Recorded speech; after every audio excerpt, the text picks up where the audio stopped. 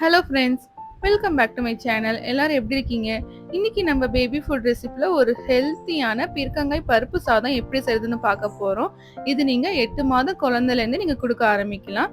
வாங்க இப்போ நம்ம தேவையான பொருட்கள் என்னென்னு பார்த்துடலாம். ஒரு 2 டேபிள் ஸ்பூன் அளவுக்கு பாசி பருப்பை நல்லா கழுவிட்டு அரை மணி நேரத்துக்கு முன்னாடி தண்ணியில் ஊற வச்சிடுங்க. ஒரு மீடியம் சைஸ் தக்காளி கட் பண்ணி எடுத்துக்கோங்க. ஒரு அரை கப் அளவுக்கு பீர்க்கங்காயை தோலை சீவிட்டு கட் பண்ணி எடுத்துக்கோங்க.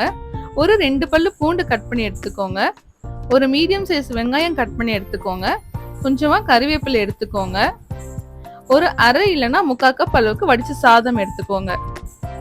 இப்போ ஒரு குக்கர் எடுத்துக்கோங்க. அதுல பாசி பருப்பு பீர்க்கங்காய் சேர்த்துக்கோங்க. தேவையான அளவு தண்ணி சேர்த்துக்கோங்க. கொஞ்சமா சீரகம், மஞ்சத்தூள் சேர்த்துக்கோங்க. இதை ஒரு 2 விசில் விட்டு வேக வச்சுக்கோங்க. இப்போ ஒரு பேன் எடுத்துக்கோங்க. அதுல கொஞ்சமா தேங்காய் எண்ணெய் சேர்த்துக்கோங்க. எண்ணெய் சூடானதுக்கு அப்புறமா கடுகு சேர்த்துக்கோங்க. கொஞ்சமா பெருங்காயத்தூள் சேர்த்துக்கோங்க.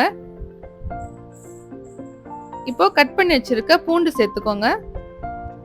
லைட்டா வதக்கிக்கோங்க. இப்போ கட் பண்ணி வச்சிருக்க வெங்காயம் சேர்த்துக்கோங்க. கூடவே கறிவேப்பிலை சேர்த்துக்கோங்க. வெங்காயத்தை நல்லா வதக்கிக்கோங்க. இப்போ கட் பண்ணி வச்சிருக்க தக்காளியும் சேர்த்து வதக்கிக்கோங்க. கொஞ்சமா தண்ணி சேர்த்து நல்லா மிக்ஸ் பண்ணி விட்டுக்கோங்க.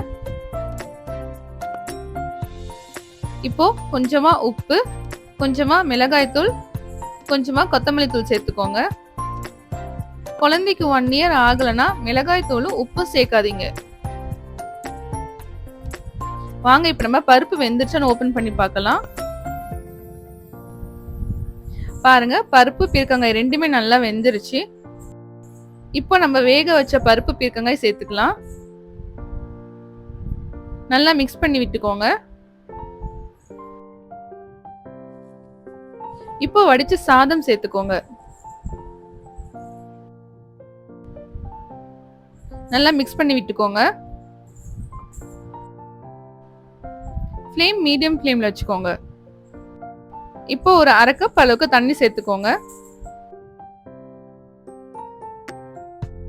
இப்போ மூடியை போட்டு மூடிட்டு ஒரு 5 நிமிஷம் குக் பண்ணிக்கோங்க.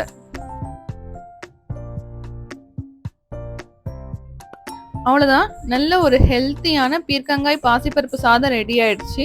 இந்த ரெசிபி செஞ்சு பாருங்க. செஞ்சு பார்த்துட்டு எப்படி இருக்குங்கிறத கமெண்ட் பாக்ஸ்ல கமெண்ட் பண்ணுங்க.